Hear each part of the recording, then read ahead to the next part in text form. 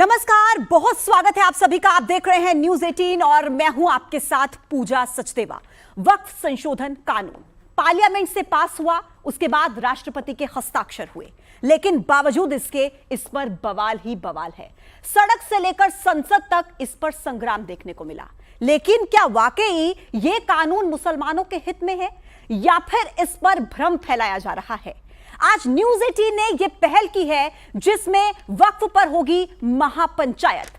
आज हमारे साथ वो लोग इस पैनल में जुड़ेंगे जो किसी पार्टी से जुड़े नहीं हैं, यानी कि जो राजनेता नहीं हैं, लेकिन वो इस धर्म से सीधे तौर पर जुड़े हैं, यानी कि इस्लाम धर्म से। और वो आपको बताएंगे कि आखिर वक्फ कानून के फायदे क्या हैं और वक्फ कानून के जो ये मानते हैं कि नुकसान हैं, उनसे भी हम इस पक्ष पर चर्चा करेंगे। मेरे साथ आज के इस पैनल में कुल 6 दिग्गज हैं जिनसे हम इस कानून के पक्ष में और विरोध में बात करेंगे। सबसे पहले आपका परिचय करा देती हूं। मेरे दाईं तरफ वो लोग हैं जो इस कानून के पक्ष में आपके सामने अपना पक्ष रखेंगे। मौलाना साजिद रशीदी जी, आपका बहुत बहुत स्वागत है। कई चर्चाओं में आपने इनका चेहरा देखा होगा। और वसीम अहमद गाजी जी, मुस्लिम स्कॉलर, हमारे साथ इस चर्चा में शामिल होंगे। अंबर जैदी जी, सोशल एक्टिविस्ट, हमारे साथ इस चर्चा का हिस्सा होंगी। और मेरे बाईं तरफ देखिए, वक्फ कानून के विरोध में अपनी बात रखेंगी ज़ेबा खान जी, हमारे साथ मुस्लिम स्कॉलर मौजूद हैं। और नाजिम खान जी, मुस्लिम स्कॉलर, हमारे साथ इस चर्चा में शामिल हैं। और देखिए, एडवोकेट बिलाल खान, ये वो चेहरा है जो देखिए आम आदमी पार्टी के विधायक अमानतुल्लाह खान, उनकी तरफ से जो पिटीशन लगाई गई है सुप्रीम कोर्ट में, उसी पैनल के ये वकील हैं और सुप्रीम कोर्ट की दोनों सुनवाई के दौरान ही ये वहां पर मौजूद रहे थे। तो सबसे पहले चर्चा की शुरुआत करेंगे और यहां से इस चर्चा की शुरुआत होगी। ज़ेबा जी, सबसे पहले आप ये बताइए कि प्रॉब्लम कहां पर है, मतलब दिक्कत कहां पर है? प्रधानमंत्री कह देते हैं कि भाई बढ़िया कानून है, मुसलमानों का फायदा होगा। होम मिनिस्टर कह देते हैं, राष्ट्रपति के हस्ताक्षर हो जाते हैं। मतलब कौन आपको और समझाए कि उसके बाद आप कहेंगे कि हाँ वाकई ये कानून फायदे में है मुसलमानों के? देखिए, सबसे पहले तो एक बात मैं और कहूंगी सबसे पहले कि 3 कृषि कानून भी लाए थे जिसको प्रधानमंत्री जी बोले थे किसानों के हित में है। नोटबंदी भी प्रधानमंत्री जी किए थे जिसको बोले थे पूरे देशवासियों के हित में है। और आपको पता होगा कि कोरोना के समय किस तरह लॉकडाउन कर दिया गया बिना कोई सूचना दिए। एक बैग, उसको भी बोले थे कोरोना खत्म हो जाएगा, देशवासियों के हित में है। तो क्या ये सारे काम देशवासियों के हित में हुआ?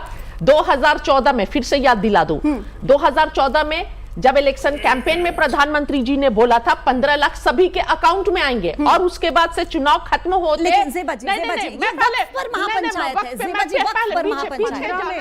सबसे पहले तो डेट ही गलत है, 2015। और एक चीज पूजा जी, जब अंबर जी बोलेंगी बिल्कुल बिल्कुल बिल्कुल ठीक है, ठीक है ज़ेबा जी, ठीक है, बिल्कुल बिल्कुल करेक्ट कर रही हूँ। 2014 में 15 लाख आएंगे, आए क्या नहीं आए? मैम वक्फ की बात, मैम प्लीज, आ रही हूँ, मैम यहाँ पर वक्फ की बात करेंगे। मैं उस पे आ रही हूँ, लेकिन पिछले जो भी वादे उन्होंने किए, गरीबी कम होगी, महंगाई कम होगी, वक्फ बोर्ड से मुसलमानों का फायदा, आप इतने डेटा गिना रही हैं मैम, आप इतना डेटा गिना रही हैं, वक्फ पर डेटा गिनाइए ना, वक्फ पर जो इतने वादे किए थे वो सब पूरे हुए क्या? जब पिछली बातें सही नहीं हुई तो हमारे वक्फ में जो बदलाव किया जा रहा है, अमेंडमेंट्स किए जा रहे हैं, वो कैसे हम मान ले के सही होगा? अच्छा, मुझे ये बताइए, वक्फ बाय यूजर। ज़ेबा जी एक मिनट, एक एक करके बात करेंगे ना। यहाँ पर हम लड़ने थोड़ी ना आए हैं, लोगों का भ्रम दूर करने आए हैं, उनके मन में जो सवाल है वो दूर करने आए। आपने इतना सारा डेटा गिना दिया मैम, मुझे एक डेटा वक्फ बोर्ड का गिना दीजिए जिसमें आप ये बता पाए कि वक्फ बोर्ड से इतने मुसलमानों का फायदा हुआ है। Data please ma'am, Waqf board से बताइए। देखिए, फायदा अगर जरूरी था कुछ अमेंडमेंट्स, लेकिन पूरे डेटा मैम, डेटा मैम, मैं ये बोल रही हूँ पूरा सिस्टम को चेंज कर दीजिएगा। वक्फ बाय यूजर क्या जो सरकार लाई है उससे क्या भला हो जाएगा? वक्फ बाय यूजर जो 100 सालों से चले आ रहा है और कितने 100 सालों पीछे से चले आ रहा है। अगर हमारे पास कोई रजिस्ट्रेशन नहीं होगा, पेपर्स नहीं होंगे पिछले जो भी 100 साल 200 साल से जिन जमीनों के, तो वो आप ले लीजिएगा वापस। और डीएम को सारी ताकत मिली है इसमें। तो डीएम क्या, डीएम किसका आदमी होता है? डीएम सरकार का अधिकारी, सरकार के अंडर में नहीं होता है क्या? डीएम, मैं ये बोलना चाहती हूँ, डीएम किसके बोलने बोलने से काम करेंगे, सरकार के बोलने से काम करेंगे, आप ये कह रही हैं। ठीक है ज़ेबा जी, मैंने यहाँ से भी एक महिला पैनलिस्ट के साथ शुरुआत की और अंबर जी यहाँ से भी काउंटर में आप ही से शुरुआत करूंगी। देखिए, जो दो चीजों पर, दो बातों पर सबसे ज्यादा विरोध उठाया जा रहा था, एक वक्फ बाय यूजर को लेकर और दूसरा ये कि नॉन मुस्लिम की एंट्री कैसे हो गई। तो इसको लेकर तो सुप्रीम कोर्ट ने बात कह दी ना कि अब 7 दिन तक तो आप ये नहीं कर पाएंगे। जी हाँ, बताइए। लेकिन मैं इस पर सबसे पहले ये सवाल ये करना चाहती हूँ, क्योंकि ज़ेबा जी कांग्रेस से हैं और 2006-2008 में जो सचर कमेटी रिपोर्ट रही थी और जो भी उसमें सुझाव दिए गए थे, तो उसमें ये भी सुझाव था कि उसमें सभी धर्मों के जो एक्सपर्ट्स हैं उनको इंक्लूड किया जाए, यानी कि इंक्लूसिविटी की बात तब भी की गई थी।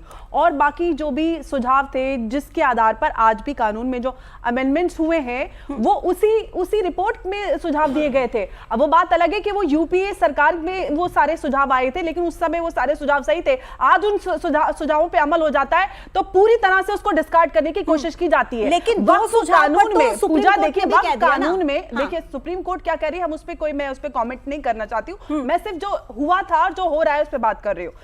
जो सवाल ये है कि अमेंडमेंट पहली बार नहीं हुआ, 1995 में भी हुआ, 2013 में भी हुआ। उस समय हुआ अमेंडमेंट तो आपको पूरी तरह से स्वीकार है। आज अमेंडमेंट होता है तो आप कह रहे हैं कि पूरी तरह से ये असंवैधानिक है। अब सवाल आता है वक्फ बोर्ड और वक्फ में क्या कुछ हो रहा है, क्या कुछ नहीं हुआ। अगर वक्फ बाय यूजर पे भी जाते हैं, मुझे एक बात बताइए, देखिए एक-एक करके प्लीज अंबर जी, एक-एक करके ना लोगों को आप सवाल सवाल का जवाब देने के लिए आप मुझे बताइए कि सुप्रीम कोर्ट ने, मैं रिपीट कर रही हूं, वो दो प्रोविजन जिसको लेकर सबसे ज्यादा विरोध हो रहा था उस पर तो सुप्रीम कोर्ट ने रोक लगा दी ना अभी के लिए, 7 दिन के लिए। तो उस वक्त पर कोई जवाब क्यों नहीं दे पाए सॉलिसिटर जनरल? अब आप बताइए मुझे कि वक्फ बाय यूजर जो मुद्दा इतना बड़ा उठ रहा है, अभी सीधे तौर पर ज़ेबा जी ने भी वही मुद्दा उठाया, उस पर आप जवाब दीजिए। सुप्रीम कोर्ट ने तो कह दिया। सुप्रीम कोर्ट में अभी ये मामला लंबित है, उन्होंने 7 दिन के लिए इस पर रोक लगाई है, उस पर हम नहीं जाएंगे। लेकिन अगर इस मुद्दे को हम इन जनरल इस पे बात करें, वक्फ बाय यूजर कोई भी जो वक्फ प्रॉपर्टीज होती हैं उनका वक्फ नामा होता है, उसका डिक्लेरेशन होता है। मेरे परिवार में मेरे ग्रेट ग्रैंडफादर ने वक्फ की थी हजारों एकड़ जमीन, उसके पेपर्स आज भी हमारे पास है। ऐसा तो नहीं है 100 साल पहले, वो 100 साल पहले से भी ज्यादा पेपर है तो आज भी हमारे पास है। बिल्कुल, वो जमीनों के पेपर अगर आपके पास भी नहीं है तो सरकार के जो भी भूलेख होता है उस पे सारी चीजें अपडेटेड होती है। तो ये कौन सी बात है कि 100 साल पहले के पेपर नहीं है? ये सारे आप इस तरह के भ्रम फैलाते हैं सीएनआरसी के नाम पर भी। इस बार भी वही पैटर्न रिपीट किया जा रहा है। जब नाजिम खान जी लोगों को भड़काकर नाजिम खान जी राजनीति करने की कोशिश, नाजिम खान जी सीएनआरसी के समय क्या कहा था? दस्तावेज नहीं दिखाएंगे, और अब कह रहे हैं कि दस्तावेज है नहीं। अरे भाई, रामलला को भी अपनी मौजूदगी के दस्तावेज आपने दिखाने के लिए कहा था ना, दिखाने पड़े थे ना कोर्ट में, आप क्यों दस्तावेज नहीं दिखाएंगे सर? हाँ पूजा जी, देखिए औज़ बिल्लाहि मिनश शैतानिर रजीम बिस्मिल्लाहिर रहमानिर रहीम। और देखिए जिस तरीके से दस्तावेज की बात आती है तो देखिए सुप्रीम कोर्ट के अंदर अभी ये केस चल रहा है, सुप्रीम कोर्ट के अधीन है। ये वही सुप्रीम कोर्ट है जहां बाबरी मस्जिद का फैसला आया था। ये वही सुप्रीम कोर्ट है जहां बाबरी मस्जिद का फैसला आने के बाद हम सब जो अमन पसंद थे, जो संविधान को मानते थे, हम लोगों ने स्वीकार करा क्योंकि सुप्रीम कोर्ट का फैसला आया था। अब ये भी केस जो चल रहा है सुप्रीम कोर्ट के अधीन है। सुप्रीम कोर्ट की बात पर कोई टिप्पणी नहीं करते हुए अब मैं बात आ जाता हूं यहां पर। अभी हमारी ज़ेबा जी बड़ी काबिले तारीफ बात उन्होंने कही थी, 100 साल की बात करी थी। हाजी नाजिम खान 400 साल पुरानी बात करता है। हाजी नाजिम खान ये बात करता है कि हमारे अपने कब्रिस्तान है, उनके कब्रिस्तान के रजिस्ट्रेशन नहीं है। क्या हाजी नाजिम खान अगर इस दुनिया से फानी हो जाता है तो भारत की उस सरजमीन पे क्या हाजी नाजिम खान की मैयत को रोक दिया जाएगा ये कि भाई इस कब्रिस्तान का रजिस्ट्रेशन? अरे सुन लीजिए अंबर जी, नहीं अंबर जी सुन लीजिए, मैंने जब आपको सुनना पड़ेगा, आपको सुनना पड़ेगा। झूठ सुनने के लिए नहीं बैठे ये लोग, भड़का रहे हैं, आपको रोकना पड़ेगा।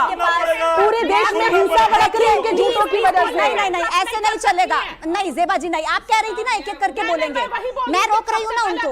मैम ज़ेबा जी ये मेरा काम है, ये मेरा काम है ज़ेबा जी, ये मेरा काम है। मैं यहाँ पर किसी का झूठ फैलाने के लिए, देखिए पूजा मेरी बात रखने दीजिए, हम सब जिम्मेदार हैं। देश में आग लग रही है, मालदा में, मुर्शिदाबाद में ऐसे झूठे लोगों की वजह से आम लोग मारे जा रहे हैं। इनको झूठ फैलाने के लिए सर नाजिम जी, अच्छा आप दोनों मेरी एक बात सुनिए प्लीज, ऐसे नहीं अंबर जी, एक मिनट अंबर जी, आप 1 मिनट, आपको 1 मिनट, आप एंकर की बात तो सुनेंगे ना। खड़े होकर अंबर जी, पर्पसली देश में आग लगाने के लिए खड़े हुए हैं। अंबर जी, आप सुप्रीम दंगाइयों कोर्ट को से खड़े ये होकर सर, खड़े क्यों आप हैं? सुप्रीम कोर्ट से ऐसे नहीं चलेगा। बता दीजिए। अरे जोर से सुप्रीम कोर्ट चिल्लाने ने से अपनी किया। बात साबित सुप्रीम कर कोर्ट देंगे ने क्या? कहा कि कब्रिस्तान छीने अंबर जा रहे जी, हैं। ओवैसी की लाइन यहाँ अंबर पर जी, रिपीट कर रहे हैं, जो अंबर हैदराबाद जी, में आग लगा रहे हैं, मुर्शिदाबाद में आग लगा अंबर रहे जी, हैं। आपके यही अलावा आप पूरे देश में भड़काना चाहते हो आप अंबर जी, लोग। आपके अलावा भी और लोग हैं यहाँ पर। मैं यहाँ एक पर एक किसी करके का बात झूठ करने फैलाने दीजिए। के लिए नहीं हाँ, तो लूंगी। ठीक है ना, आपकी बारी आप आएगी, इनको आप बोलिए रोकिए, ना। आपकी मैं जिम्मेदारी है कि रुकूंगी। झूठ ना फैलाएं। बिल्कुल मेरी जिम्मेदारी है, और मेरी जिम्मेदारी है कि मैं एक एक पैनलिस्ट को मौका दूं, सिर्फ एक को मौका नहीं दे सकती हूँ मैं। मैं बिल्कुल अपने और समय में बात ज़ेबा जी, करूंगी, मैं- लेकिन आप ये ज़ेबा इंश्योर जी, आप भी कीजिए बीच में कि नहीं कोई भी बोलेंगे, अंबर जी। भड़काने वाली ठीक वाली बात ना ठीक करे। है। हम यहाँ यहाँ तथ्यों पे बात देखिए, करें। मैंने ऐसी मैं कोई भी दर्शकों को भड़काऊ क्लियर बात कर दूं नहीं की है। कि ये लेकिन जो ये लोग झूठ और मैम, भड़काऊ एक मिनट बातें ना, करते हैं सिर्फ। मैम आप एंकर को भी नहीं बोलने देंगी, आप पैनलिस्ट को भी नहीं बोलने देंगी, क्या मतलब ऐसे लोगों का भ्रम कैसे टूटेगा? मैं आपने नहीं बोला तभी मैं मैंने क्यों, बोला, मैं आप उनको patiently मौका wait दे कर रही हूँ ना बात करने का। रुकिए ना हम ना बोले, हम आपकी आवाज को बोलिए, दबाना लेकिन चाहते हैं। नाजिम जी, लोगों को। मैम बस हो गया मैम, हो गया मैम, हो गया मैम, बस मैम, एक एक करके बात रखेंगे अपनी, तभी सभी को समझ आएगी। यहाँ पर हम कोई सब्जी मंडी चलाने नहीं बैठे हैं, हम यहाँ पर बात करें वक्फ कानून की को लेकर महापंचायत चल रही है, लोगों को समझ में आए उसकी बात करें। ऐसे चिल्लम चिल्ली करने से क्या हो जाएगा? जोर से बोलने से आपकी बात सच्ची हो जाएगी क्या? हाँ पूजा जी देखिए, हाँ, बताइए। हाँ, देखिए अभी बात आती है कि गरीब मुसलमानों को लेकर उनके बड़े फायदे की बात होती है, तो मैं कहता हूँ कि भारत के अंदर गरीब मुसलमान है क्या? मेरे गरीब हिंदू भाई नहीं है? मेरे गरीब हिंदू भाइयों की भी फिक्र होनी चाहिए। लेकिन हिंदू भाई नहीं, हिंदू भाई ऐसा तो नहीं कर, हिंदू भाई के पास ये प्रोविजन, एक मिनट नाजिम जी, रोक रही हूं आपको। क्या हिंदू भाइयों के पास ये प्रोविजन है कि जाकर किसी भी संपत्ति पर हाथ लगाएंगे, संपत्ति हमारी हो गई और हो जाएगी? पूजा क्या है जी, ये यही तो provision? भ्रम फैलाया जाता है देश के बताइए। अंदर कि वक्फ बोर्ड जहां पे भी जाता है हाथ उठा देता है, वो जमीन उसकी हो जाती है। यही तो भारत के अंदर एक भ्रम है जो फैलाया जाता है। ये इस तरीके का भ्रम नहीं फैलाया जाएगा। भ्रम नहीं अब है, मेरे बाप दादाओं भ्रम की नहीं है ये। मिल्कियत जब आप वक्फ बोर्ड ये को दे पेपर्स दी- देखिए, पूजा जी, आप ये मुझे बोलने पेपर्स का देखिए, मौका तो दीजिए। आप झूठ नहीं बोलेंगे, आप मुझे न्यूज बोलने का 18 के मौका मंच पर दीजिए। झूठ नहीं बोलेंगे। आप, मेरे पास पेपर्स हैं सर, पेपर्स हैं मेरे पास, मैं आपको गिनवाऊं क्या? कहां कहां पर संपत्ति को कहा गया कि ये हमारी संपत्ति हो गई उनकी संपत्ति? आपसे रजिस्ट्रेशन मांग रहे हैं ना, आपसे पेपर्स मांग रहे हैं ना, आप क्यों पेपर्स नहीं देंगे? और आप बताइए गाजी जी, ठीक है सर, गाजी जी, गाजी जी, आप बताइए कि वो कह रहे हैं कि अगर 200-300 साल पुरानी कोई मस्जिद है, कोई इबादत गाह है, कोई मजार है, उसके दस्तावेज अगर हमारे पास नहीं है, हम कहां से लेकर आए? बताइए। देखिए, सबसे पहली बात तो यह है कि ये जो वक्फ के जो जितने भी प्रॉब्लम्स हैं उनका बराह रास्त इस्लाम से कोई ताल्लुक़ नहीं है, क्योंकि जो पहली वक्फ की प्रॉपर्टी 1185 या 1200 में पहली बार दी गई थी, उससे पहले कुरान और हदीस में ज़िक्र है कि अल्लाह की राह में ख़र्च करो, ज़मीन दो, दौलत दो, बांटो, तभी जो है तुम्हारा जो है भला होगा, वरना आप मुसलमान नहीं हो सकते। लेकिन ये जो मौजूदा जो वक्फ का निज़ाम है, इसका इस्लाम से कोई ताल्लुक़ नहीं है। और दूसरी बात यह है कि ये चूँकि government of India time to time जो है उसमें अमेंडमेंट किया गया है, इंदिरा जी के ज़माने में भी हुआ है, उसके बाद 2012 में भी, जैसा कि मैडम 15-13 में, 1995 में भी हुआ है। असल में मुसलमानों की समस्या एक और है। अभी मैं मस्जिद में रमज़ान में तरावी के बाद निकल रहा था, तो मैंने बाज़ लोगों से पूछा कि भाई आपने मस्जिद में थे, कुछ क्या कर रहे थे? कह रहे नमाज़ पढ़ रहे थे। मैंने कहा मालूम है नमाज में क्या बात हुई थी, अल्लाह ताला ने कुरान में क्या लिखा है? कहते वो तो अरबी में है। तो मैंने कहा अरबी में है तो आप अरबी पढ़ना कोई गलत है क्या? जब आप कुरान को समझते ही नहीं हैं, जब इस्लाम को समझते ही नहीं हैं, तो टक्करें क्यों मार रहे हैं? अभी मैं जंतर मंतर पे गया, वहाँ पे खामोखा के लोग जो है वो भीड़ थी, और वो भीड़ किन लोगों ने जमा की थी? जो वक्फ का माफिया है, जो लैंड ग्रैबर हैं। Absolutely. इन्होंने क्या कर रखा है कि जितने भी ये जो वक्फ के वो बन रहे हैं, इन्होंने हज़ारों एकड़ ज़मीनें जो हैं कब्जा कर रखी हैं। यहाँ तक कि जो जामिया मिल्लिया की, अलीगढ़ यूनिवर्सिटी की ज़मीनें हैं, उसमें भी लोगों ने कब्जा कर रखा है। ये बताइए कि मैं एक सच्चा मुसलमान हूँ, इस्लामिक स्कॉलर हूँ, मैंने तो आज तक वक्फ बोर्ड की एक चाय भी नहीं पी है। लेकिन गाजी जी, मेरा ना काउंटर क्वेश्चन है इस पर। मुझे जरा ये बताइए कि ये तो सुप्रीम कोर्ट भी कहता है कि ये जो वक्फ बोर्ड है ये स्टैट्यूटरी बॉडी है ना, एडमिनिस्ट्रेटिव है, इसका रिलीजन से कोई सीधे तौर पर लेना देना नहीं है। हाँ, ये रिलीजियस अफेयर्स को डील करती है, लेकिन डायरेक्टली कुछ ऐसा नहीं है। तो मुझे एक बात बताइए, आप इतना भ्रष्टाचार गिनवा रहे हैं, कितनी संपत्तियों को इस तरीके से भ्रष्ट कर दिया गया, तो सरकार ने पहले उन पर एक्शन क्यों नहीं लिया? एक प्रोविजन ये भी तो हो सकता है ना सर। पूजा जी देखिए, हाँ। आप, मैं चूंकि इस फील्ड में मैं हुकूमतों से जुड़ा रहा हूँ, जी, मैं वीपी सिंह साहब का एडवाइजर रहा हूँ, चंद्रशेखर जी, नरसिम्हा राव साहब के साथ रहा हूँ, मैं बाबरी मस्जिद एक्शन कमेटी का मेंबर था, मैंने अपनी पूरी जवानी उसमें लगा दी। ये ऐसा नहीं है देखिए ऐसा था कि हुकूमत ये बिल लाइए, इसको समझा नहीं लोगों ने। दूसरी बात, कोई भी बिल हो चाहे वो दुनिया का, अगर मेजॉरिटी पास कर देती है, राज्यसभा से बिल पास हो जाता है और प्रेसिडेंट के हस्ताक्षर हो जाते हैं, तो वो हिंदुस्तान का कानून हो जाता है। जहाँ तक सुप्रीम कोर्ट की बात है, सुप्रीम कोर्ट में केस नहीं चल रहा है। सुप्रीम कोर्ट में तो लोग गए हैं और सुप्रीम कोर्ट ने जो ये बिल्कुल फालतू मुद्दा है कि साहब हिंदू नहीं होना चाहिए, भारत के प्रधानमंत्री हिंदू हैं, इंदिरा जी हिंदू थी, तो आपके पास आ रही हूं, बिलाल जी आपके पास आऊंगी, आपके पास देखिए अल्टीमेटली जितने भी कानून बनते हैं वो किसके अंडर में आते हैं? होम मिनिस्ट्री के अंडर में आते हैं। आपके जो प्राइम मिनिस्टर ऑफ इंडिया है उसके जो सुप्रीमो होते हैं वो प्रेसिडेंट सब हिंदू हैं। तो ये कहना कि हिंदू ना हो, डीएम हिंदू होगा तो नहीं, हिंदू होगा तो वो हिंदुओं को सवाल को आगे लेकर जाओ। बिलाल जी मैडम एक बात मैं, दूसरी बात कि जो सुप्रीम कोर्ट है ना, वो ठीक है, सुप्रीम है वो, लेकिन इन्फ्लेबल है। जरूर नहीं है कि सुप्रीम कोर्ट का सारे फैसले जो हैं वो हम सुप्रीम कोर्ट का फैसला मानते हैं और सुप्रीम कोर्ट के फैसलों की इज्जत करते हैं, लेकिन हम सुप्रीम कोर्ट के फैसले से मुतमईन हो ये कोई जरूरी नहीं है। ठीक है, बहुत सारे फैसले सबरीमाला पे आए, उसमें कहा कि औरतों की एंट्री दी जाए, लेकिन आज भी एंट्री नहीं हो रही है। तो इसलिए सुप्रीम कोर्ट के आड़ में लोग जो करप्ट लोग हैं, सुप्रीम कोर्ट ने अभी कोई फाइनल डिसीजन नहीं दिया। बिलाल जी आप मुझे ये बताइए कि बिल्कुल ये बात तो आप मानेंगे ना कि ये सुप्रीम कोर्ट का कोई फाइनल डिसीजन नहीं था, ये अंतरिम आदेश है ना? तो आप लोग क्यों मान रहे हैं कि आपकी जीत हो गई है? क्या सुप्रीम कोर्ट ने ऐसा कुछ कहा कि हम कानून रोक देंगे? नहीं कहा। देखिए, supreme court is the supreme power. सबसे पहले तो मैं ये कहूँगा, जिस तरीके से भ्रम फैलाने की कोशिश कर रहे थे, सुप्रीम कोर्ट ने इंटरिम स्टे देकर बता दिया कि भारत का संविधान इस देश के अंदर चलेगा, चाहे पार्लियामेंट से आप कोई भी बिल पास करा लीजिए।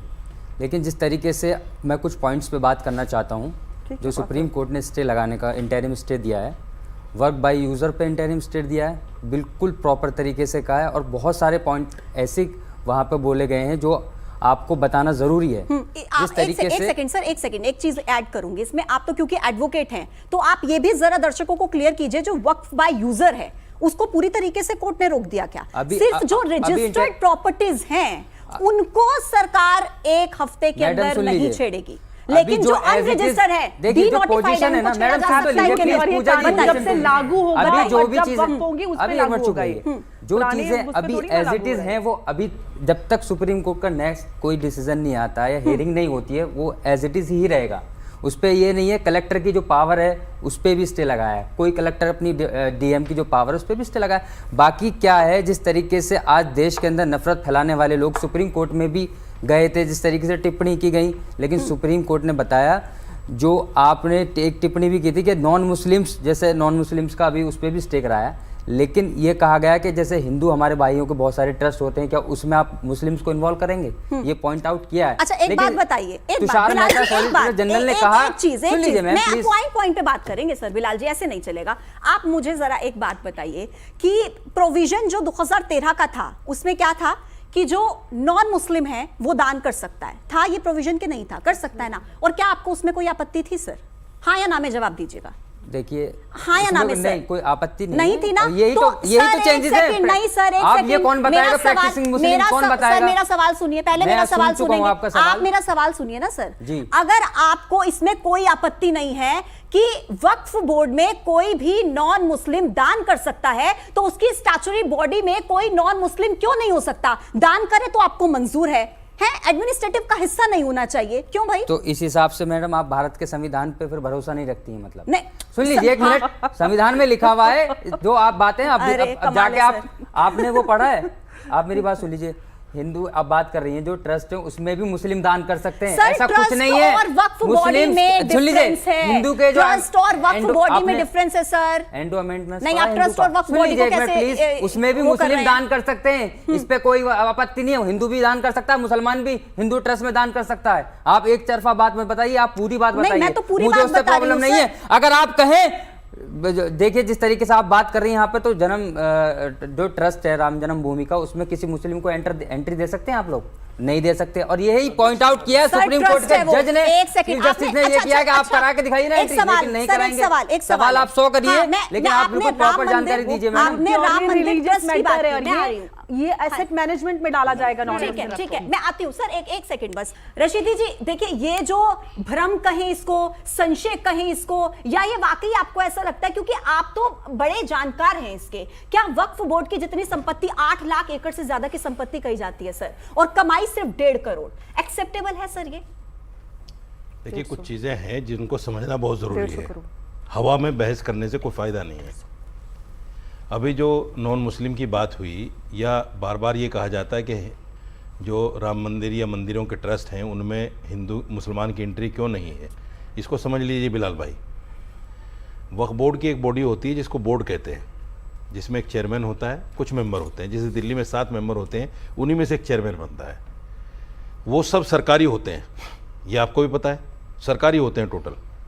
उसके बाद में वक्फ बोर्ड को जो रन करता है वो रेवेन्यू होता है, रेवेन्यू महकमा। उसमें ऊपर से लेके नीचे तक सब हिंदू होते हैं। अभी बोर्ड जो है एडमिनिस्ट्रेटर के अंडर था, अश्वनी कुमार जी, वो भी हिंदू थे, बोर्ड चलाया उन्होंने, किसी को एतराज़ नहीं था कि बोर्ड हिंदू क्यों चला रहा है।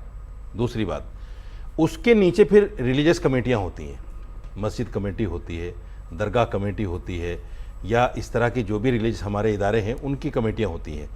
उनमें तो कोई भी नहीं कह रहा है कि हिंदू होना चाहिए, किसी ने भी नहीं कहा। मंदिर की जो कमेटी होगी तो रिलीजियस कमेटी हो गई ना, उसके ऊपर तो कोई कमेटी नहीं है। पहले अपॉइंटमेंट्स कौन करता था? मुतवल्ली का, और जो एमएलए एमपी का, ये बताइए सर सुन लीजिए ना, करती थी या सर सुन लीजिए करता था? सर सुन लीजिए, अभी चेंजेस जो है ना सर, जो मैं बता रहा हूँ उसको सुन लीजिए, उसको समझिए, उसको समझिए। यही तो भ्रम फैलाया जा रहा है। भ्रम नहीं, सच्चाई है। यही भ्रम फैलाया जा। मैं ये कहता हूँ, जो बोर्ड है जो सरकार की तरफ से बनता है, कांग्रेस के ज़माने में भी था। कांग्रेस के ज़माने में हारून यूसुफ चेयरमैन थे, चौधरी मतीन चेयरमैन थे। क्या घपले हुए आपको भी पता है, मैं कुछ बता देता हूँ। शीला दीक्षित मुख्यमंत्री थी, हारून यूसुफ चेयरमैन थे। उनको ज़रूरत पड़ी एक पार्क बनाने की, मिलेनियम पार्क। आप जानते होंगे कितना बड़ा पार्क है वो। पूरा का पूरा कब्रिस्तान अहले इस्लाम था, कब्रिस्तान अहले इस्लाम। शीला दीक्षित के चरणों में रख दिया हारून यूसुफ ने कि लीजिए बना लीजिए पार्क। आप वजीराबाद चले जाइए, जहाँ ब्रिज बना हुआ है भजनपुरा की तरफ जाने के लिए, वहाँ 10 बीघा ज़मीन चौधरी मतीन ने शमशान घाट को दे दी, शीला जी के चरणों में रख दी। नरेला के अंदर 10,000 गज जगह सिर्फ 25 पैसे के हिसाब से दे दी, क्योंकि ये लोग सरकारी हैं। सरकार जो कहेगी उसके अलावा कर ही नहीं सकते। अगर करेंगे तो उनको हटा दिया जाएगा। ये वो लोग होते हैं कमेटी में वक्फ बोर्ड की, जो 10 साल 15 साल 20 साल 30 साल दरियां बिछाते हैं पार्टी की, और फिर पार्टी इनको कुछ ना कुछ दे देती है। साजिद राशिदी इसके कुछ फायदे बताइए ना रशीदी साहब, हमें तो समझ में नहीं आ रहा, आप बताइए। फायदा मैं बताता हूं। बताइए क्या फायदे हैं। सर मेरा एक सवाल है, आप जैसे कह रहे हैं कि सरकार के लोग हैं तो फायदा जाहिर तौर पर सरकार को होगा, इसी को लेकर ये लोग कहते हैं कि आपने डीएम बिठा दिया। अब डीएम सरकार के अगेंस्ट तो काम करेगा नहीं ना, वो तो सरकार का ही आदमी है, ये आरोप लगते हैं सर। एसडीएम तो अभी भी है, कोई भी फाइल एसडीएम के अलावा जाती नहीं ऊपर रेवेन्यू में। कोई भी फाइल एसडीएम के पास आती है, वो जरूरी कंपलसरी है, वो वक्फ एक्ट में है। आप इन लोगों को, इन अफसरों को तो बीच में से हटा ही नहीं सकते ना। ये सारे हिंदू हैं। सवाल यही कि भ्रम कौन फैला रहा है। सवाल ये है कि भ्रम, सुनिए मैं बात पूरी कर लूँ, भ्रम कौन फैला रहा है। देखिए, personal law board, Jamiat Ulama Hind. Jamiat Ulama Hind के 2 दफ्तर हैं। आप तो एडवोकेट हैं, आप तो जानते हैं। संगठन एक है, उसके सदर कितने हैं? 2 हैं, और दोनों के दफ्तर अलग अलग हैं। एक 2 बीघे 2.5 बीघे ज़मीन लिए बैठा है, एक 1.5 बीघा ज़मीन लिए बैठा है।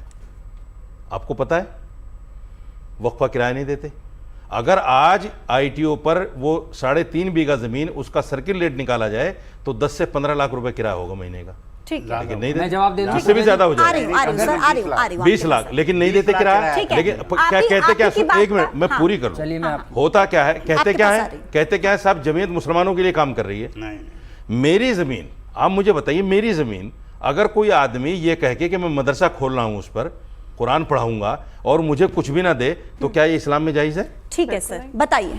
देखिए, आपने जो बातें बताई, जो किराए की बात कर रहे हैं कि किराए नहीं दे रहे, ये नहीं दे रहे, अगर पर्सनल चीजों को आप कर रहे हैं तो आप वक्फ बोर्ड पे अमेंडमेंट करके, यही तो भ्रम फैलाने वाले हैं। भ्रम आप फैला रहे हैं। भ्रम तो यही बातें वहां बता रहे हैं, तो आप उसके लिए ट्रिब्यूनल चाहिए, बहुत सारी चीजें कंप्लेंट करिए, बहुत सारे मसले। अब तो पहले भी हाई कोर्ट जाने का प्रावधान था, ये मत करिए, मिसगाइड मत करिए। बहुत सारे केसेस आज भी वक्फ बोर्ड के चल रहे हैं, चाहे 123 प्रावधान पहले भी है, उसको नहीं कहते, हम उसको नहीं करें। लिमिटेड ठीक है, हाँ प्रावधान था पहले, बिल्कुल ठीक है। प्रावधान पहले भी था, मैं खुद हाई कोर्ट गया हूं आप अपने लिए, उसके नाम से मैं खुद अपने लिए हाई कोर्ट गया हूं। चेंजेस गवर्नमेंट करना चाह रही है, इस बिल में अमेंडमेंट्स लेकर आई है, वो बहुत सारी चीजों पर अच्छा, नाज़िम एतराज जी, है, और मैं एक जेपीसी चीज़ में भी पूछूं? बहुत एक बताया चीज़, गया, लेकिन नाज़िम जो उसके बाद भी एतराज आप वक्फ बाय समझाकर यूजर का बता रहे हैं, बिलाल सुनिए, जी, वक्फ बाय बिलाल यूजर का जो जबरदस्ती एतराज ये है, बिल पास किया गया बिलाल है, जी। सुप्रीम कोर्ट ने इस पे इंटरिम स्टे अच्छा, दिया बिलाल है जी, इसी सुनिए। वजह से, फिर क्योंकि मैं जो बताऊंगा। भारत के संविधान के अकॉर्डिंग चलेगा वही सुप्रीम कोर्ट ने बताया, ठीक है, इसलिए ठीक है। इसलिए दिया है। कोई पावर कलेक्टर करके अपनी जमीन हड़प लेगा, ये नहीं चलेगा देश के ठीक है, अंदर। ठीक है।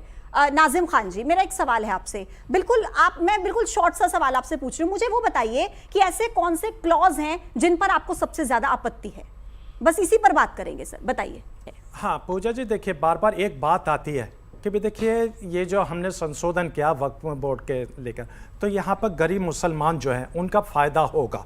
हम लोगों को भी उम्मीद जागी कि हाँ भी फायदा होगा, लेकिन हम जब 5 फायदे पूछने की बात करते हैं तो सर ऐसा सर खुजा के इधर सर निकल सुनिए जाते हैं। नाजिम तो खान, 5 मैं फायदे की फायदे बात उनसे है। पूछूंगी, आप हाँ। पहले दिक्कत तो बताइए। हाँ तो सुन लीजिए, देखिए आप मैंने 5 5 फायदे नुकसान पूछे, बता अब दीजिए। दिक्कत बताइए। आप मेरे। 5 नुकसान बता हाँ, दीजिए। हाँ, मेरे अरे क्या 5 नुकसान बता बताइए दीजिए। अरे ना आप ही वकील बन जाएंगे, अच्छा, आप ही बता जज दीजिए बन ना। जाएंगे, तो चलिए, भाई हम 5 लोगों के नुकसान लिए किस लिए हैं? हमसे आप सुन 5 लीजिए। फायदे बता पूछ दीजिए ना रहे सर, हो, आप कहाँ 5 दिक्कत नुकसान है बता नाजिम दीजिए। बात खान? बता रहे हैं, हाँ आप बताइए। सुन लीजिए, देखिए वक्फ बाय यूजर आप बता नहीं रहे हैं, 5 नुकसान कहाँ से बता देंगे आप? नाजिम हम जी लोगों को बताइए। मुल्क के वजीर आजम बना दीजिए, सारी चीजें आपको बहुत बता देंगे। बढ़िया, आप सुन लीजिए। अरे, बहुत ये बढ़िया, क्या आपने वाह, बात? क्या ये बात है, लोग क्या दूसरी बात बात है। सुन लीजिए। आप ये वज़ीर आज़म होती है बनोगे बात, पहले, सर। फिर बताओगे ये तो नुकसान इतनी क्या देर है। से ऐसे मन में बहुत चल बढ़िया, रहा ये था अच्छा ना, है, अब ये अच्छा है। अब पूजा ये जी, पहले बढ़िया प्राइम बात। मिनिस्टर जी, बनो, ये बताइए फिर ना। बताओ उसके फायदे क्या हाँ, हैं। दिक्कत ये यहाँ अच्छा पर, है। दिक्कत वक्त ये से पॉइंट नहीं है। नोट किया जाए भाई, दिक्कत ये है, पॉइंट नोट किया दिक्कत जाए। किससे है?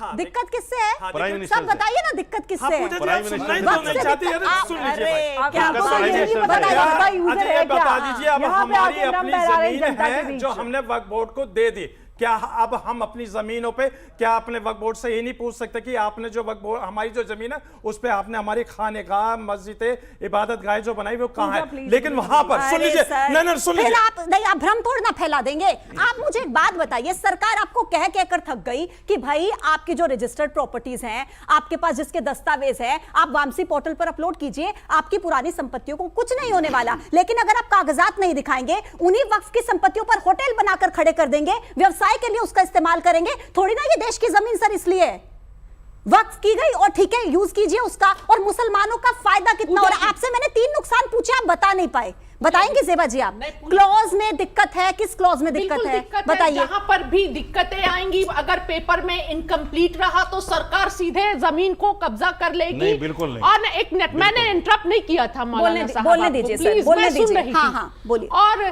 दूसरी बात कि हमें पता है, जो गरीब मुसलमानों की बात कर, मुझे सुनिएगा, गरीब बिल्कुल सुन रही हूं, मुसलमानों की आराम से बात बोलिए। की जा रही है। आपको पता होगा ना, जब यात्राएं चलती हैं, शोभा यात्रा या कुछ भी, तो लगातार इस तरह के मैसेज फैलाए जाते हैं कि जो ठेले पर जो गरीब बेचते हैं, फल बेच रहे हैं, सब्जियां बेच रहे हैं, रास्ते में उस पर नाम लिखिए। नाम लिखने का क्या मकसद है कि आप खरीदने से पहले देखिए। और कि वो शोभा कौन है। यात्राओं वक्त से पर क्या लेना पत्थर देना भाई? फेंकने का क्या मतलब गलत है? है, से क्या शोभा लेना देना यात्राओं है? पर पत्थर फेंकने का क्या गलत मतलब है, है? लेकिन पूजा जी, अगर पूजा जी। इसमें देखिए पूजा जी। पूजा जी, जब हम बोल रहे हैं तो आप तो खुद यहाँ पे वक्फ बोर्ड के हो ना, शोभा यात्रा पे कहाँ पहुँच गए आप? आप एंकरिंग कर रही है, क्या कर रही है? नहीं, मैं जिम्मेदार हूँ ज़ेबा जी, मैं जिम्मेदार हूँ, मैं मौका दे रही हूँ आपको बिल्कुल एक एक करके। अच्छा ज़ेबा जी, कैसे? और नहीं, अगर कोई यात्राएं चल रही हैं तो जाकर मस्जिद के सामने आप धरना दीजिए, भाषण दीजिए, इससे गालियां वक्फा क्या लेना है भाई? दीजिए और उकसाइए। ये कहाँ का इस पर धर्म तो है? ये बहस ही नहीं बताइए, ये कौन सिखाता नहीं, है? नहीं, मुझे- और दूसरी बात, हाँ। मुसलमान महिलाओं की फिक्र हो गई मोदी जी को।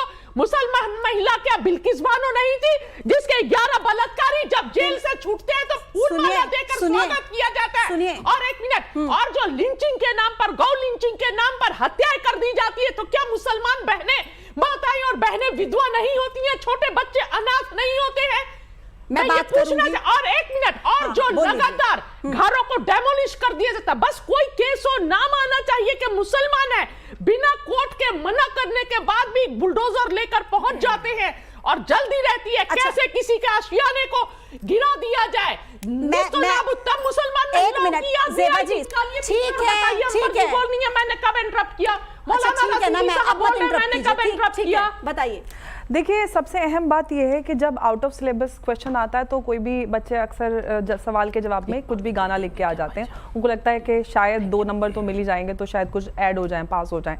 सवाल ये है कि जब हम किसी गंभीर मुद्दे पर चर्चा के लिए आते हैं तो हमें विषय का ज्ञान होना चाहिए। यहाँ पर हम बहुत जिम्मेदारी के साथ आए हैं, क्योंकि जो हम बोल रहे हैं, जो हमें लोग देख रहे हैं, उसका असर समाज पे होता है। तो हमारी जिम्मेदारी है कि हम सफाई और सच्चाई के साथ यहाँ पे बात रखें। आपने वक्त बाय यूजर पूछा और पूरे खेमे में हलचल मच गई। बात यह है कि इनको यही नहीं पता है कि वक्त बाय यूजर क्या है। उसके जवाब को भटकाने के लिए इन्होंने क्या बातें रखी जिसका आज के मुद्दे से कोई लेना देना नहीं है। अब सवाल हम ये कर लेते हैं, वक्त बाय यूजर के नाम पर जो हमने देखा सूरत का म्यूनिसिपल कॉर्पोरेशन और 1400-1500 साल पुराने मंदिर पे भी वक्त बाय यूजर का मतलब यह है कि बिना किसी डिक्लेरेशन के, बिना किसी कागज पत्थर के आप किसी भी प्रॉपर्टीज को कहें कि वक्त की प्रॉपर्टी है, उस पे सवाल है। वहां पे अमेंडमेंट हुआ है। आप कैसे साबित कर देंगे कि मैं कहूं कि आज से ये स्टूडियो मेरा है और मेरा हो गया क्योंकि मैं मुसलमान हूं?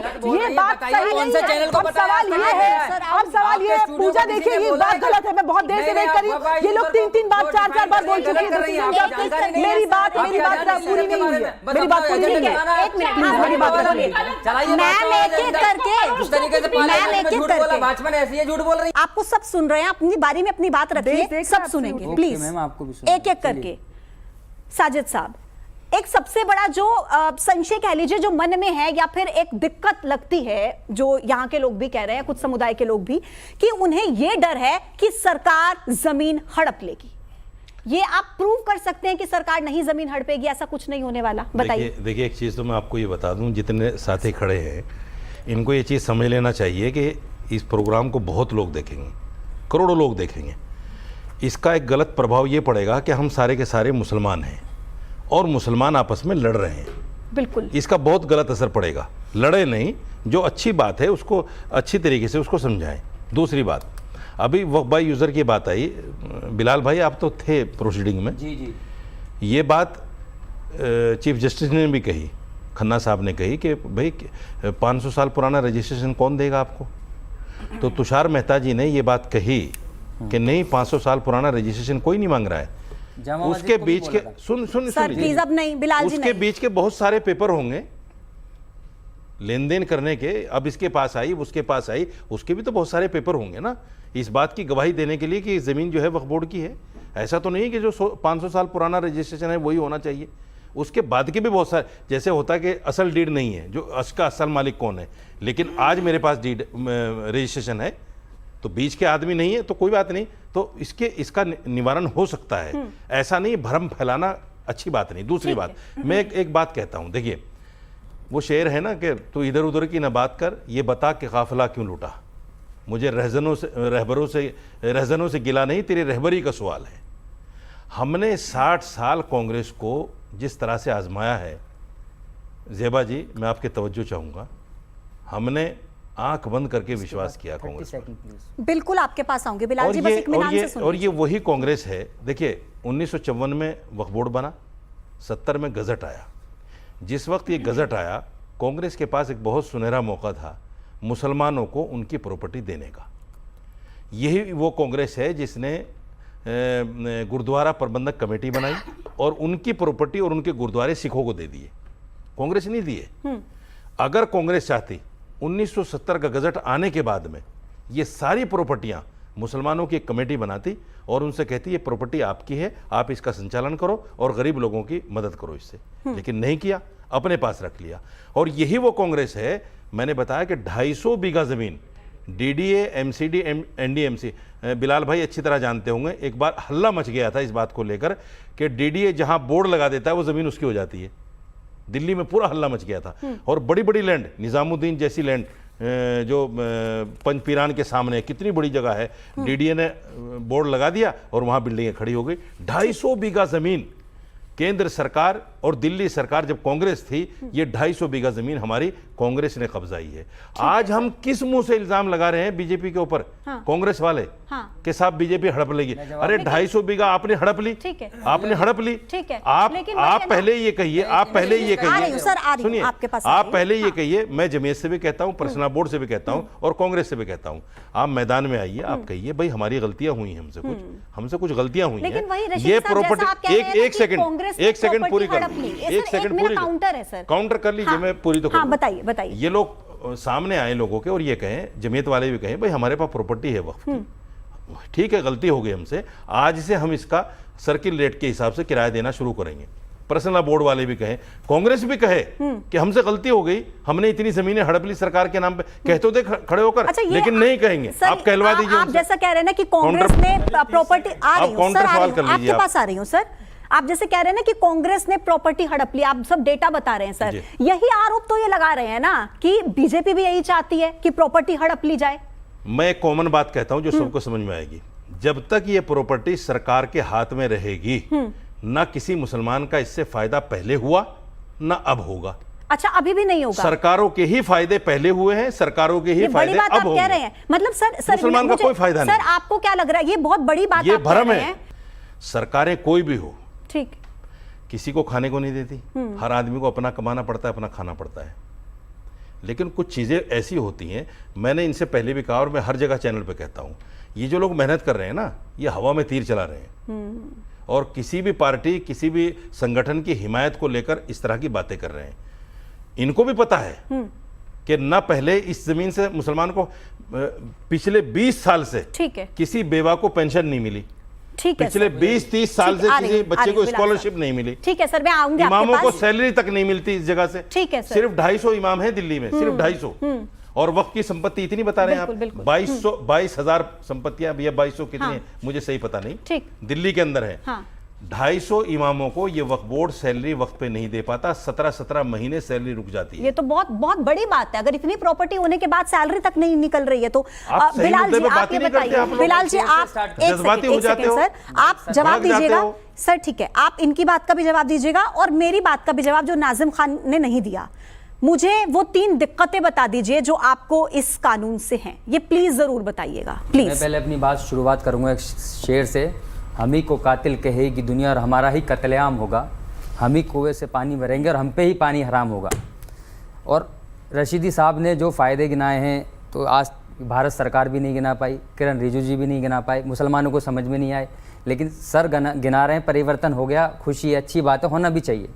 आपने खुल के भी कहा मैंने भाजपा को वोट दिया, आपने सब जगह कहा, अच्छी बात है, वो आपका राइट है, आप दें कुछ भी करें, लेकिन परिवर्तन है। आप ये दिल्ली की बात हो रही, मैडम सुन लीजिए, सर ने खुद एक्सेप्ट किया इस बात को, मैं ये नहीं कह रहा, अच्छी बात है। क्यों जा रहे हैं, वोट तो अधिकार है, किसी को कोई मर्जी दे। मैं बोल रहा हूँ अधिकार है, सब खुल के कहा, जब से तो परिवर्तन हो गया सर का, अच्छी बात है, बहुत बढ़िया है। पर्सनली कहूँगा मैं अपना जवाब दे रहा हूँ, सामने घुटने टेक रहा हूं, एक चीज बता दीजिए। जी बताइए। मैं तो घुटने नहीं टेक रहा हूं सरकार के सामने, मैं तो फिर भी कह रहा हूं कि सरकार के पास जब तक ये जमीन रहेगी, चाहे सरकार कोई भी हो, मुझे नहीं फायदा हो सकता, कांग्रेस गरीब आदमी को नहीं फायदा। आप बताइए दिक्कत क्या है? मैं तो खुल के कह रहा हूं बिलाल खान जी, लेकिन आपके अंदर हिम्मत नहीं है कहने की कांग्रेस ने हमें लूटा है। कि हमारी जो जनता, जो न्यूज़ 18 के दर्शक हैं, वो ये देखें, समझें कि आखिर वक्फ संशोधित कानून से दिक्कत क्या है। आपको मैं बता रहा हूँ, देखिए दिल्ली के अंदर 123 प्रॉपर्टीज का मामला चल रहा है और दिल्ली हाई कोर्ट में चल रहा है। पहले जो चीज़ें थी, जिस तरीके से अपॉइंट होता था, वो सिर्फ वक्फ बोर्ड करते थे, जैसे एमएलए एमपीज मुस्लिम होंगे सिर्फ और सिर्फ,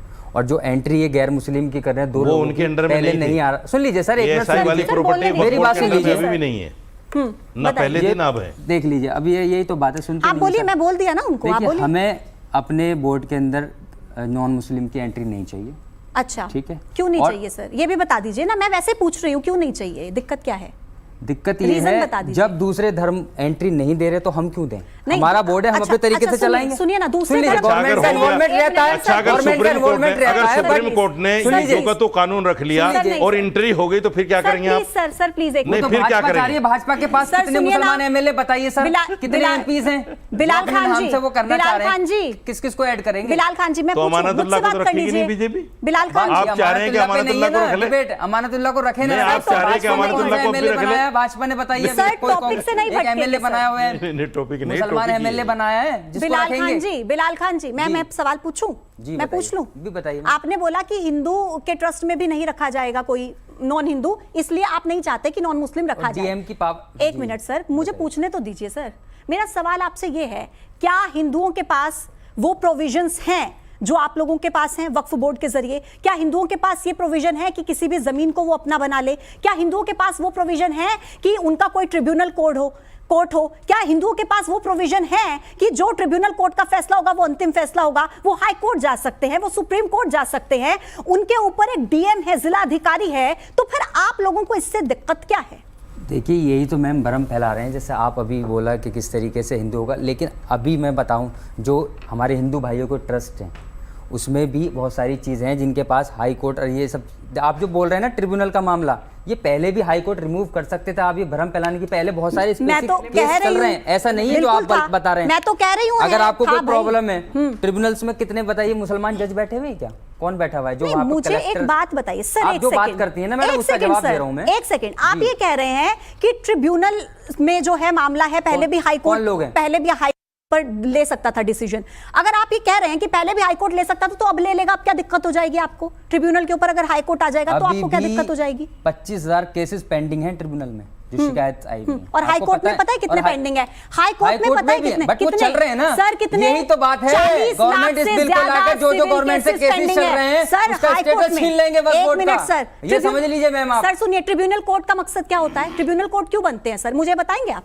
ट्रिब्यूनल कोर्ट क्यों बनाए जाते हैं, आपको पता है? आप तो एडवोकेट हैं सर, बिल्कुल पता है। बताइए। ट्रिब्यूनल कोर्ट से सेटलमेंट करने के लिए बनाए जाते हैं। जिस तरीके जो मामला प्रॉपर्टीज का चल रहा है उसमें जाके अपनी बात रखिए, बताइए क्या है क्या नहीं, उसके बाद अगर आपको सेटिस्फाइड नहीं है तो you can go to high लेकिन कोर्ट। ट्रिब्यूनल कोर्ट की जरूरत क्यों पड़ी? ताकि मसले जल्दी से सुलझा लिए जाएं, क्योंकि हाई कोर्ट में इतने ज्यादा केसेस पेंडिंग है, 40 लाख से ज्यादा मामले ऑलरेडी हाई वहां पे कोर्ट में डिसीजन पेंडिंग आ है, चुके सिविल हैं, केसेस फेवर के। में भी अगेंस्ट भी प्रॉपर्टी बहुत के सारे मामले ट्रिब्यूनल्स में के आपने सबसे- केसेस के डिसीजन देखे हैं मैडम।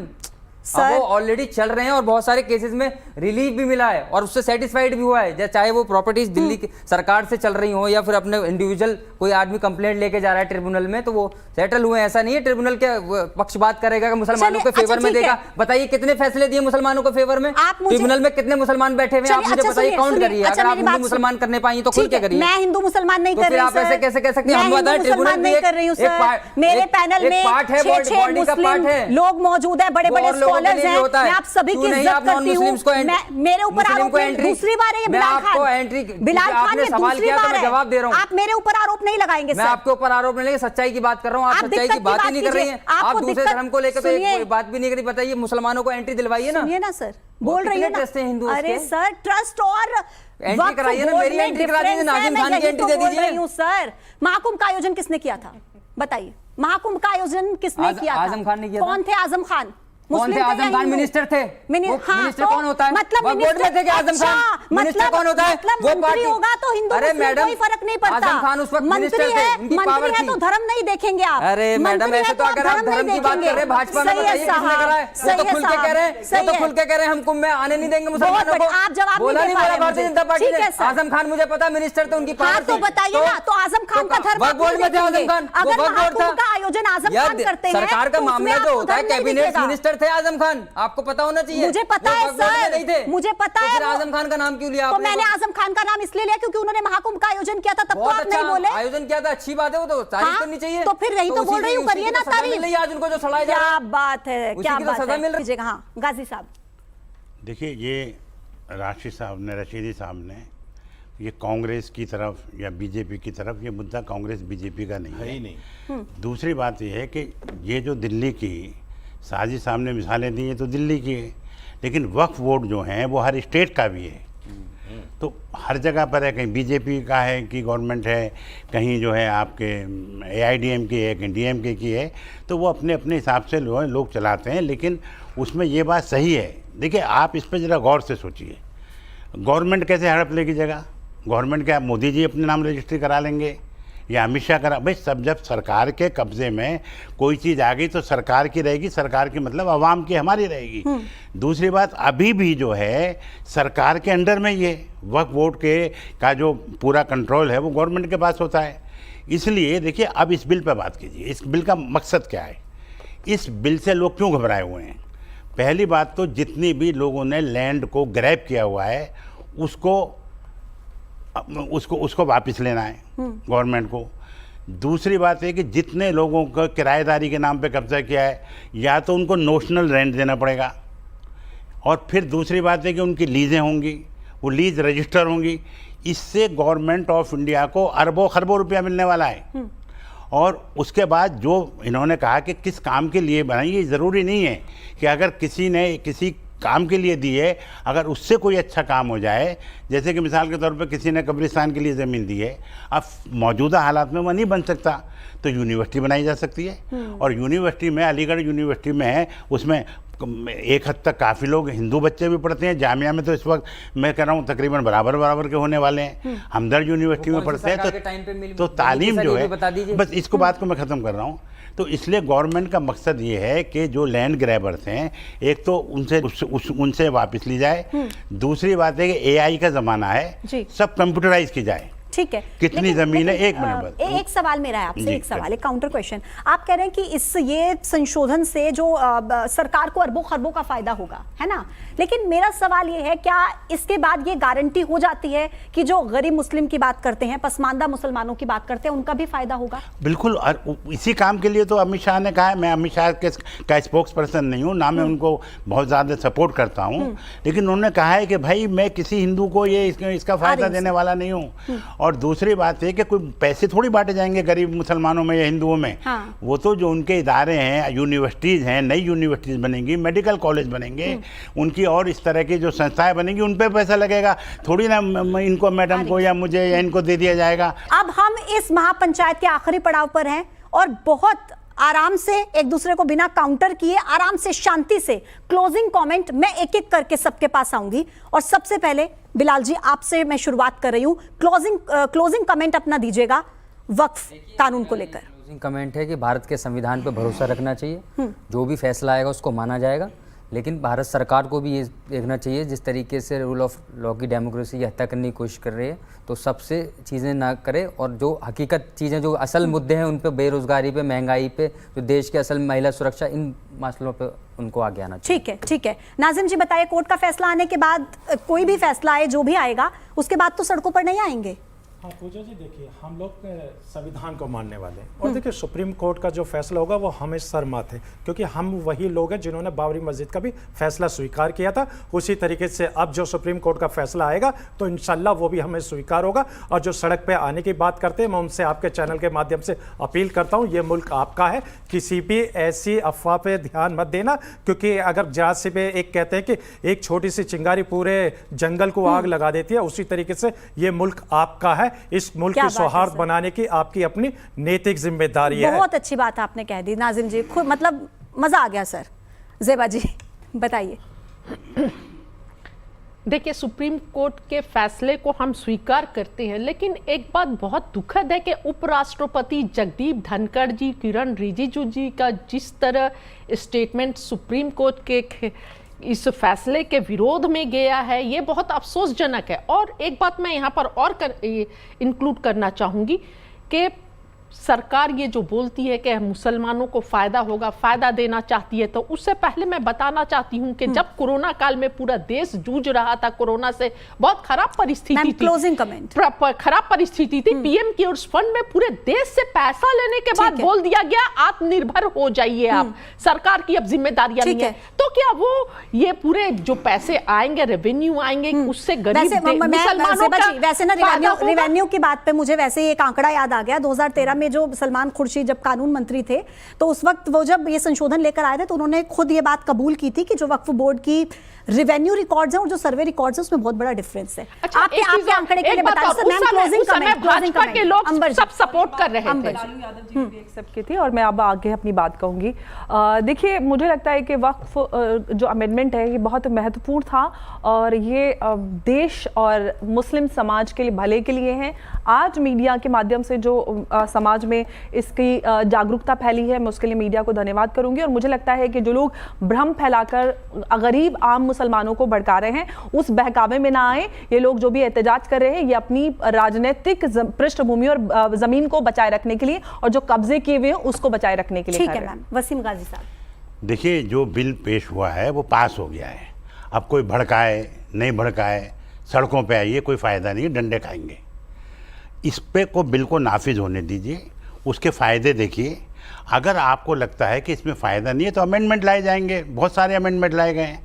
दूसरी बात, इसको बिल्कुल हिंदू मुस्लिम मत कीजिए, क्योंकि जो सरकार है, भारत सरकार है, वही उसकी सुप्रीमो रहेगी और उसके ज़्यादातर अब तक हिंदुस्तान जब से आज़ाद हुआ है तो हिंदू ही प्राइम मिनिस्टर रहते हैं। तीसरी बात, हिंदू मुस्लिम की एक मिसाल दे देता हूँ। सबसे बड़ी जो मीट एक्सपोर्ट कंपनी है दुनिया की, वो अल कबीर है और उसका मालिक हिंदू है। ठीक है और सर। ज़्यादातर तो हिंदू मुस्लिम मत कीजिए। और कुरान शरीफ का जो सबसे बड़ा प्रिंटर है कुरान शरीफ का, वो भी हिंदू है। इसलिए अच्छे हिंदू ठीक और है अच्छे मुसलमान वेलकम है, ख़राब हिंदू और ख़राब मुस्लिम जो है दूर रहें। बहुत बढ़िया बात, बहुत बढ़िया। रशीदी साहब, देखिए, जो लोग इसमें आज भी, हालांकि ये मामला सुप्रीम कोर्ट में है, सुनवाई चल रही है, चलेगी 5 तारीख से, फिर भी लोग इस तरह के ऐलान कर रहे हैं कि लोग सड़कों पे आएँ और कह रहे हैं कि हम जब तक चैन से नहीं बैठेंगे, जब तक ये फैसला हमारे हक में नहीं आ जाता।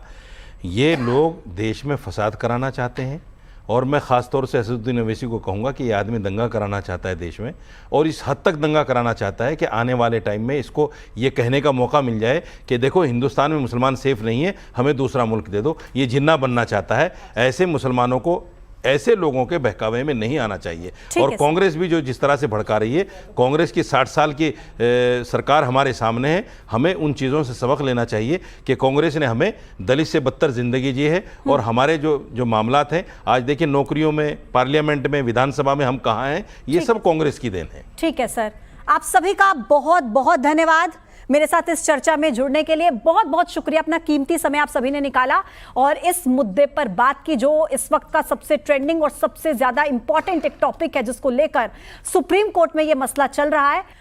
तो आज के लिए इस वक्त की महापंचायत में इतना ही। न्यूज़ 18 की तरफ से ये कोशिश की गई कि आप लोग जो घर बैठे हैं वो इस बात को समझ पाएं कि आखिर वक्फ कानून का फायदा बताने वाले ये क्यों कहते हैं कि ये जो कानून है ये मुसलमानों के हित में है, और वो लोग जो कहते हैं कि हम वक्फ कानून का विरोध करते हैं, उनके क्या तर्क हैं। दोनों ही पक्षों से तर्क हमने लिए, आपके सामने रखे। अब फैसला आपके हाथ है, आप खुद समझिए कि वक्फ कानून मुसलमानों के फायदे में है या इस पर फैलाया जा रहा है भ्रम। इसी के साथ रुकेंगे एक छोटे से ब्रेक के लिए।